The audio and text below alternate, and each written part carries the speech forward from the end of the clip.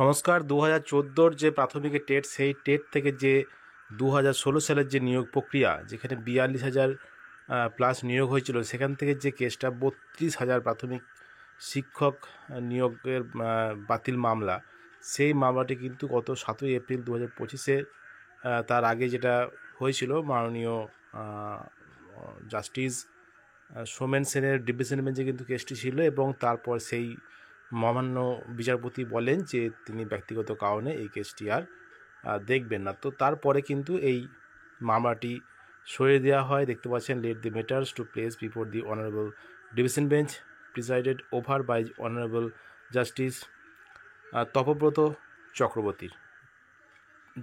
Honourable justice Tapabrata চক্রবর্তীর division বেঞ্চে কিন্তু গেছে, নিয়ে যাওয়া হয়েছে এই 32,000 প্রাথমিক শিক্ষক চাকরি বাতিল মামলা। তো দেখতে পাচ্ছেন, MAT 873/2023 with connected application the West Bengal board of primary education and versus Priyanka Naskar and others. তো এই প্রিয়াঙ্কা নস্করের যে মামলা, সেই মামলাটি কিন্তু কলকাতা হাইকোর্টের ডিভিশন বেঞ্চে চলছে দীর্ঘদিন ধরে, এবং সেটা নতুন বেঞ্চে গেল গত 7ই এপ্রিল।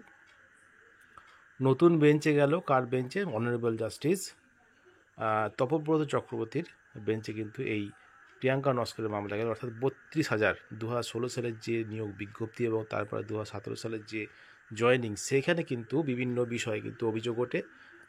ইন্টারভিউ, অ্যাপটিটিউড টেস্ট, বিভিন্ন ক্ষেত্রে কিন্তু ওই 32,000 চাকরি বাতিলের যে রায় হয়েছিল মহামান্য কলকাতা হাইকোর্টের সিঙ্গেল বেঞ্চ, সেটা তার পরবর্তী সময়ে কিন্তু সুপ্রিম কোর্ট হয়ে সেখান থেকে কিন্তু আবার কলকাতা হাইকোর্ট ডিভিশন বেঞ্চে আছে, এবং দীর্ঘদিন ধরে কিন্তু এই কেসটি চলছে। বিভিন্ন ম্যাট ফাইল করা হয়েছে।